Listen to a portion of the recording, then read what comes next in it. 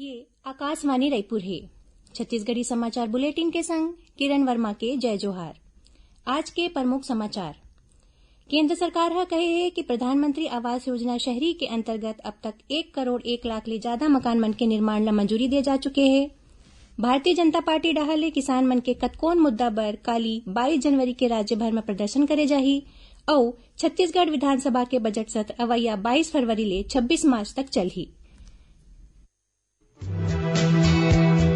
सुनो एक जरूरी संदेश। कोविड महामारी के खिलाफ देश एकजुट होकर लड़त है। आपो मन हमर संग सुरक्षा और बचाव के 3 सरल जरूरी उपाय के संकल्प लेवो। पहली उपाय, जब भी घर ले बाहर निकलो मास्क जरूर लगावो। दूसरा उपाय, लोगन ले 2 गज के सुरक्षित दूरी रखना ही जरूरी। तीसरा उपाय, अपन हाथ घेरी बेरी साबुन और पानी ले बने असन धोवो। ये 3 आसान उपाय अपना के आप मन कोरोना ला हरा सकत हो।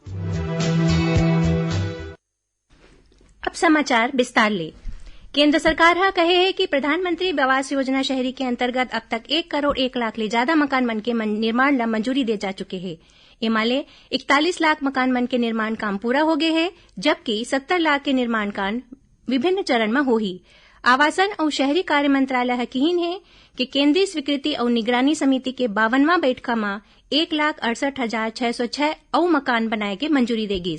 ए बैठका में 14 राज्य और केंद्र शासित प्रदेश के अधिकारी मन भाग लीन। ए मौका में मंत्रालय में सचिव दुर्गा शंकर मिश्रा हा राज्य और केंद्र शासित प्रदेश के अधिकारी मन ला ए योजना ला तेजी ले लागू करे बर कहिन।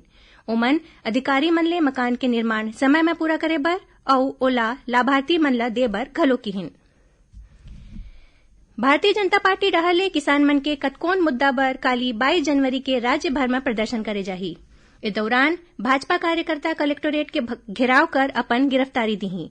प्रदर्शन की तैयारी बर जगदलपुर में राखे गए पार्टी पदाधिकारी मन के बैठका में भाजपा के प्रदेश अध्यक्ष विष्णुदेव साय कहिन कि कांग्रेस 2 साल के कार्यकाल में किसान मन के संग धान खरीदी में गड़बड़ी करे है। भाजपा हा जीत पर 2023 ला लक्ष्य माने है और ओखरे अनुसार 22 जनवरी के सब्बो जिला में रैली निकाल के कलेक्टोरेट के घेराव करके और गिरफ्तारी देके निर्णय लीन। उन्हें राजपुर के भाजपा कार्यालय में कलेक्टोरेट घेराव की तैयारी बर बैठका में संगठन महामंत्री पवन साय कहिन कि एह किसान मन के हक के संगे संग छत्तीसगढ़ के जनता के घलो लड़ाई हवे। ये सुनिश्चित करे जाए कि किसान मन के हक बर होवत ये प्रदर्शन में भाजपा के हरेक कार्यकर्ता शामिल हो। बैठका में पूर्व मंत्री और विधायक बृजमोहन अग्रवाल कहिन कि लोकतंत्र में मिले जनादेश के दायित्व ला कांग्रेस जनता के शोषण के अधिकार समझत है। एकरे बर कांग्रेस के अन्याय के खिलाफ ये प्रदर्शन करे जाही। ये बैठका में जिला पदाधिकारी, मंडल अध्यक्ष, पार्षद, मोर्चा प्रकोष्ठ अध्यक्ष और जिला कार्य समिति के सदस्य शामिल हुईन। उन्हें राजनांदगांव जिला में किसान के मुद्दा ला लेके होवैया प्रदर्शन के बारे में राखे गए एक पत्रकार वार्ता में पूर्व विधायक विमल चोपड़ा बताइन कि ये प्रदर्शन में जम्मू मंडल के कार्यकर्ता मन कलेक्टोरेट के घेराव करही। केंद्र सरकार हा कहिन है कि देश भर में अब तक 8,06,000 लोगन के कोविड टीकाकरण कराए जा चुके हैं। केंद्रीय स्वास्थ्य मंत्रालय हा कहिन कि 24 घंटा के दौरान 1,31,649 लोगन मन ला टीका लगाए गिस। यही बीच केंद्रीय स्वास्थ्य और परिवार कल्याण मंत्री डॉक्टर हर्षवर्धन हा कोरोना टीका ला पूरी तरह ले सुरक्षित और प्रभावी बतात कहिन कि ए टीका ले कोरोना महामारी के सफाया हो जाही। कोविड टीका के भरम न दूर करे खातिर स्वास्थ्य और परिवार कल्याण मंत्रालय डहाले तैयार चित्र वाले पोस्टर ला जारी करत ओमन बताइन कि देश में अब तक जतका लोगन मन ला ये टीका लगाए गए है ओमन में बहुत कम मामला में एकर साइड इफेक्ट आगू आए है। ओमन जोर देकर कहिन कि 2 ठीन स्वदेशी टीका ला वैज्ञानिक परीक्षण के बादे मंजूरी दे गए है। डॉक्टर हर्षवर्धन ने बताइन कि कई ठीन दिशा ए टीका ला अपन यहाँ मंगाए बर भारत ले संपर्क में है। छत्तीसगढ़ विधानसभा के बजट सत्र अवैया 22 फरवरी ले चालू होही। ये सत्र 26 मार्च तक चलही। ए दौरान कुल जमा 24 बैठका होही। इस संबंध में विधानसभा सचिवालय हा अधिसूचना जारी कर दे है। बजट सत्र के शुरुआत राज्यपाल के अभिभाषण ले होही। ए दौरान वित्तीय और दूसरा सरकारी काम संपादित करे जाही। छत्तीसगढ़ी समाचार बुलेटिन आप मन आकाशवाणी ले सुनत हो। छत्तीसगढ़ के खबर ले है आपकी वास्ता और खबर के विश्वसनीयता ले है हमार वास्ता। आकाशवाणी समाचार रायपुर के प्रादेशिक समाचार बुलेटिन के संगे संग हमार समसामयिक कार्यक्रम आप रेडियो के संग अपन मोबाइल में घलो सुन सकत हो। आकाशवाणी समाचार फेसबुक, ट्विटर और यूट्यूब में घलो हावय। हमार फेसबुक पेज हरे Chhattisgarh news on AIR, Twitter handle CGAIR news और हमार यूट्यूब चैनल हरे छत्तीसगढ़ AIR न्यूज। तो अब रेडियो के संगे संग आपके मोबाइल के माध्यम ले हम आप तक पहुंचत हन। छत्तीसगढ़ के हर खबर पर सुनत रहो आकाशवाणी समाचार। औ अब आगू बाढ़न बांचे समाचार कोती। केंद्र सरकार और किसान संगठन मन के बीच अगला दौर के बातचीत काली होही। 41 किसान संगठन और सरकार के बीच 10वां दौर के बैठका काली नवा दिल्ली में होए रहिस।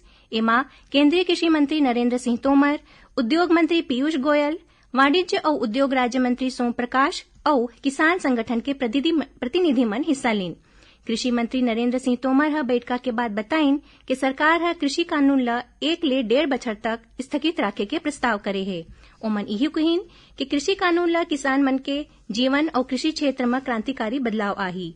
श्री तोमर ह अपील करीन कि सार्थिक बातचीत पर कृषि कानून के हरेक खंड पर चर्चा करे जाना चाहिए। केंद्र सरकार ह ओ खबर ल खंडित करे है जेमा कहे गे है कि किसान क्रेडिट कार्ड ऋण 7% के जगह में 12% के ब्याज दर में मिलही। पत्र सूचना कार्यालय ह स्पष्ट करे है कि किसान क्रेडिट कार्ड ऋण के ब्याज दर में कोनो बढ़ोतरी नहीं करेगे है। रायपुर नगर पालिका निगम डहार ले 27 जनवरी ले 2 मार्च तक शहरी सरकार आपके द्वार लोक अभियान कार्यक्रम चलाए जाही। एकर तहत निगम के सब्बो वार्ड में शिविर लगा के लोगन के स्वास्थ्य सफाई और नल कनेक्शन ले जुड़े समस्या के निराकरण करे जाही। इस शिविर में नागरिक मन ले स्वच्छता सर्वेक्षण एप फीडबैक घलो ले जाही।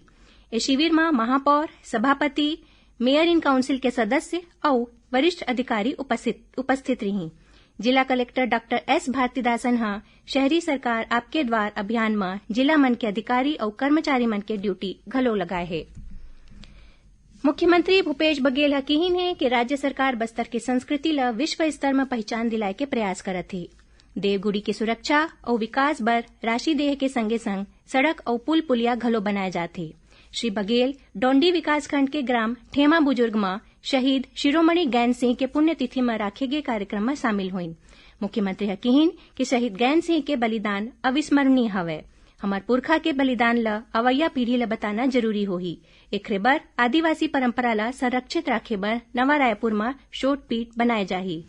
मुख्यमंत्री हल्बा समाज के लोगन के मांग पर राजनांदगांव में शहीद गैन सिंह के प्रतिमा स्थापना के घोषणा करिन। ओमन मंगल भवन निर्माण बर 20 लाख रुपया के स्वीकृति के संगे संग गोढ़लवाही में आश्रम छात्रावास और स्कूल भवन निर्माण के घलो घोषणा करिन। श्री बघेल कहिन कि अबूझमाड़ के परलकोट में अंग्रेज मन के खिलाफ लड़ाई में आदिवासी मन भाग लीन। शहीद गैन सिंह घलो ओमन में एक रहिन, जौनहा 20 जनवरी 1825 के शहीद होए रहिस।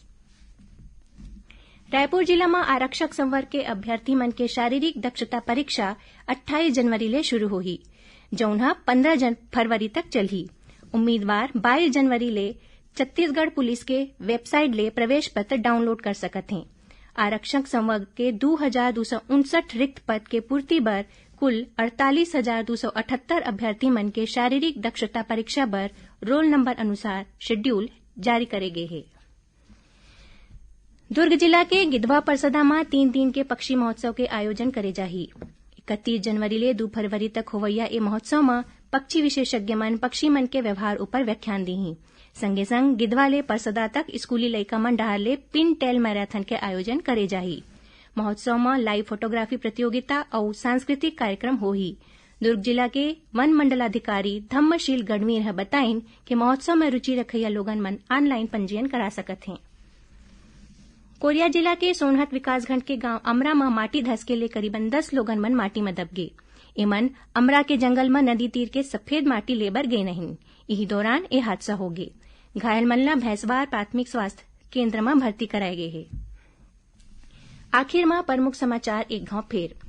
केंद्र सरकार कहे है कि प्रधानमंत्री आवास योजना शहरी के अंतर्गत अब तक 1 करोड़ 1 लाख ले ज्यादा मकान मन के निर्माण ला मंजूरी दे जा चुके हैं। भारतीय जनता पार्टी डहाले किसान मन के कतकोन मुद्दा बर काली 22 जनवरी के राज्य भर में प्रदर्शन करे जाही और छत्तीसगढ़ विधानसभा के बजट सत्र अवैया 22 फरवरी ले 26 मार्च तक चलही। एकरे संग छत्तीसगढ़ी समाचार बुलेटिन इहे सिरावत है। जय जोहार।